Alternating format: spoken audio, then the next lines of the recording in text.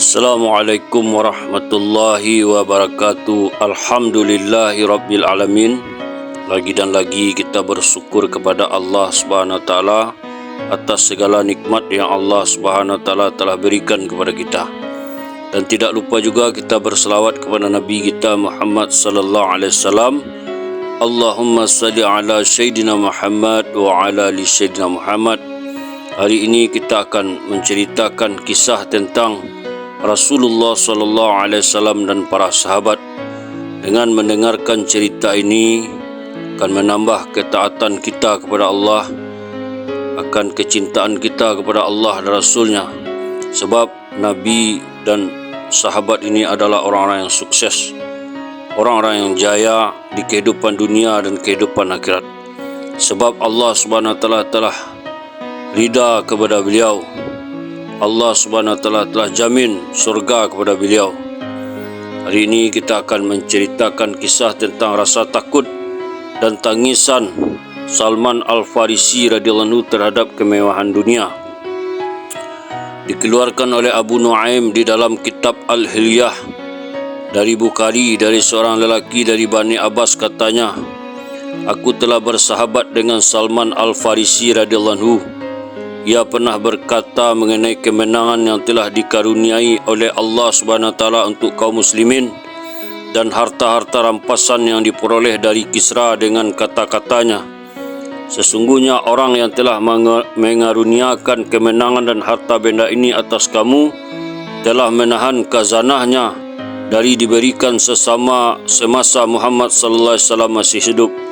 Sejak pagi mereka tidak mempunyai makanan dan tidak mempunyai dinar atau dirham sedikit pun, tidak juga satu mud dari makanan. Kemudian kemenangan diperoleh oleh kaum muslimin setelah melalui satu kehidupan yang sempit. Di dalam riwayat At-Tabrani dari seorang lelaki yang berasal dari Bani Abbas, katanya, aku pernah berjalan bersama Salman radhiyallahu anhu di sepanjang sungai Dajlah atau Tigris. Salman radhiyallahu anhu berkata, ya saudaranya Bani Abbas, turunlah dari kendaraan itu dan minumlah air. Maka aku pun turun dan minum. Ia berkata kepadaku, minuman kamu itu tidaklah mengurangi air di dalam sungai Dajlah ini. Aku berkata, semoga tidak menguranginya. Ia berkata, sesungguhnya ilmu adalah seperti itu juga, diambil darinya tetapi ia tidak menguranginya. Kemudian ia berkata, naiklah. Kemudian kami melalui kawasan tanaman gandum dan barli. Ia berkata kepadaku, apakah kamu melihat bahwa Allah telah mengaruniakan kemenangan dan penaklukan negara kepada kita?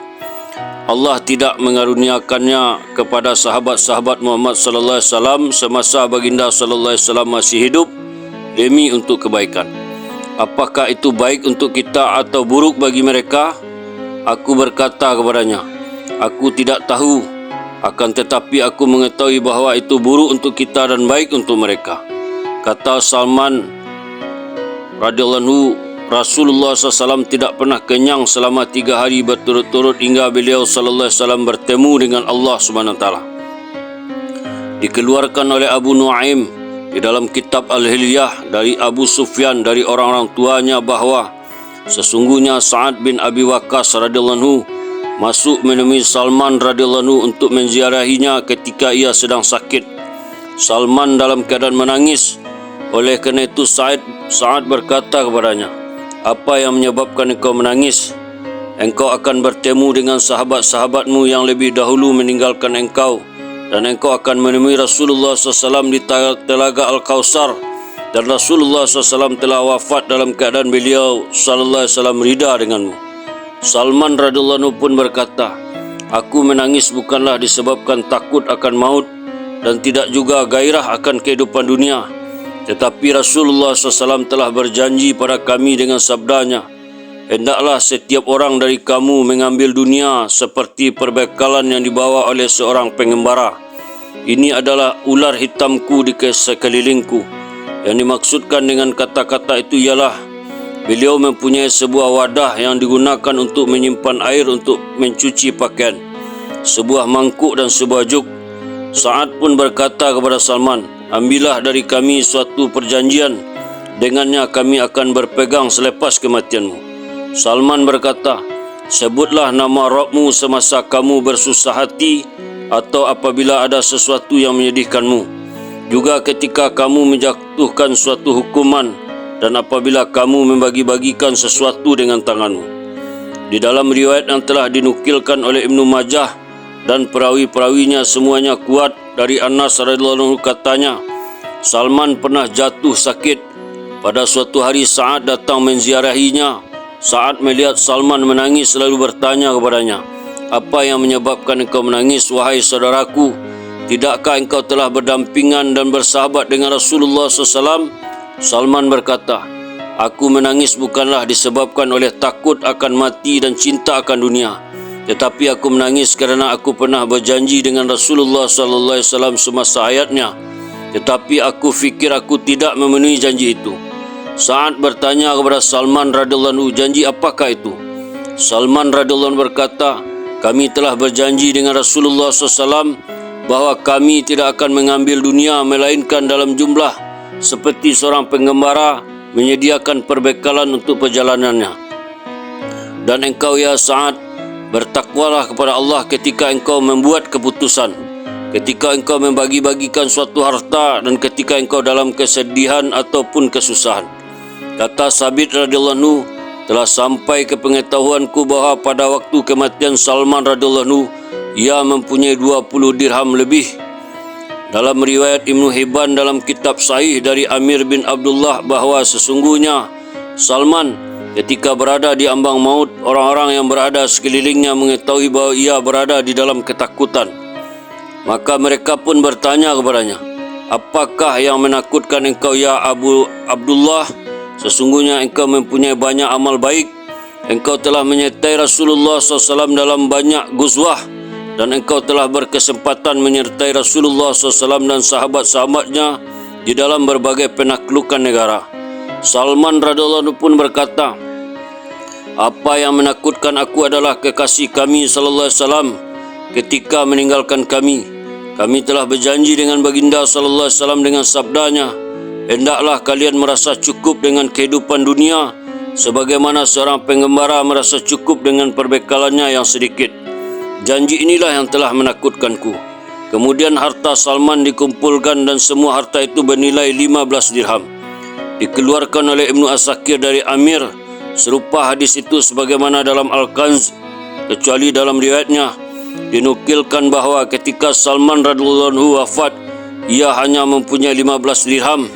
Begitulah yang diriwayatkan di dalam Al-Kanz dari Ibnu Hibban.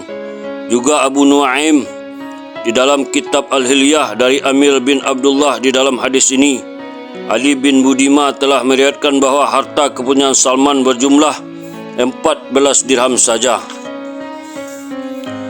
Dilanjutkan dengan rasa takut Abu Hasim bin Utbah bin Rabi' al-Khursi radhiyallahu anhu.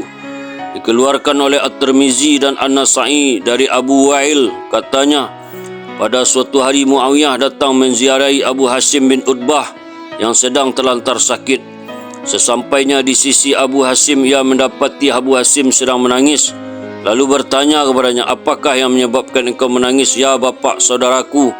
Adakah tangisanmu ini disebabkan ketakutan kamu terhadap kematian yang berada di ambang usiamu? Atau disebabkan kegairahanmu terhadap kehidupan dunia sehingga kamu merasa keberatan untuk meninggalkannya? Abu Hasim menjawab, sekali-kali tidak. Bukan itu yang menyebabkan aku menangis. Aku menangis disebabkan semasa Rasulullah SAW masih hidup, kami pernah berjanji dengannya, sedangkan aku merasa tidak memenuhi janji itu. Muawiyah radhiyallahu anhu bertanya kepada Abu Hasim, janji apakah itu? Abu Hasim radhiyallahu anhu pun menjawab, aku telah mendengar baginda sallallahu alaihi wasallam bersabda, sesungguhnya apa yang cukup bagi seorang itu apabila ia ingin mengumpulkan harta adalah seorang hamba dan seekor binatang tunggangan di jalan Allah. Sementara aku mendapati diriku hari ini telah mengumpulkan lebih dari itu. Dilanjutkan tentang rasa takut Ubaidah bin Al-Jarrah radhiyallahu anhu dan tangisannya terhadap kemewahan kehidupan dunia. Dikeluarkan oleh Ahmad dari Abu Hasanah bin Akas, seorang budak milik Abdullah bin Amir dari Abu Ubaidah bin Al-Jarrah radhiyallahu anhu, katanya, orang yang telah masuk menemui Ubaidah radhiyallahu anhu menceritakan bahawa ketika ia masuk menemuinya, ia mendapati Abu Ubaidah sedang menangis. Ia bertanya kepada Abu Ubaidah, "Apakah yang menyebabkan engkau menangis, ya Abu Ubaidah?" Abu Ubaidah berkata, "Aku menangis kerana sesungguhnya Rasulullah SAW telah bersabda pada suatu hari mengenai kemenangan-kemenangan dan pembukaan negara dan penerimaan harta-harta rampasan yang dikaruniakan oleh Allah kepada kaum muslimin, juga penaklukan Sam. Beliau bersabda, jika engkau berumur panjang, ya Abu Ubaidah, cukuplah engkau mempunyai 3 orang budak. Seorang budak yang akan berkhidmat untuk engkau, seorang budak yang menemanimu ketika dalam perjalanan, dan seorang budak yang akan berkhidmat untuk ahli keluargamu. Cukuplah bagi engkau mempunyai 3 ekor binatang tunggangan, iaitu seekor untuk perjalanan kamu, seekor lagi untuk membawa bebanmu, dan seekor lagi untuk budakmu. Namun sekarang aku melihat rumahku penuh dengan kuda dan budak-budak. Jika demikian, bagaimana aku akan berjumpa dengan Rasulullah SAW setelah ini? Sedangkan Rasulullah SAW telah berwasiat kepada kami, sesungguhnya orang yang paling aku cintai dan orang yang paling dekat denganku adalah orang yang bertemu denganku dalam keadaan di mana ia meninggalkanku sebelum wafatnya baginda sallallahu alaihi wasallam. Al-Haisami mengatakan bahawa ini riwayat oleh Ahmad, dikeluarkan juga oleh Ibnu As-Sakir serupa dengannya sebagaimana dalam Al-Mutakhab. Alhamdulillah, itulah kisah-kisah tentang rasa takut para sahabat Rasulullah SAW terhadap kemewahan dunia. Semoga menjadi pelajaran yang berharga bagi kita. Kita tutup dengan doa. Subhanallah wa bihamdihi, subhanallah wa bihamdika, asyhadu an la ilaha illa anta, astaghfiruka wa atubu ilaik.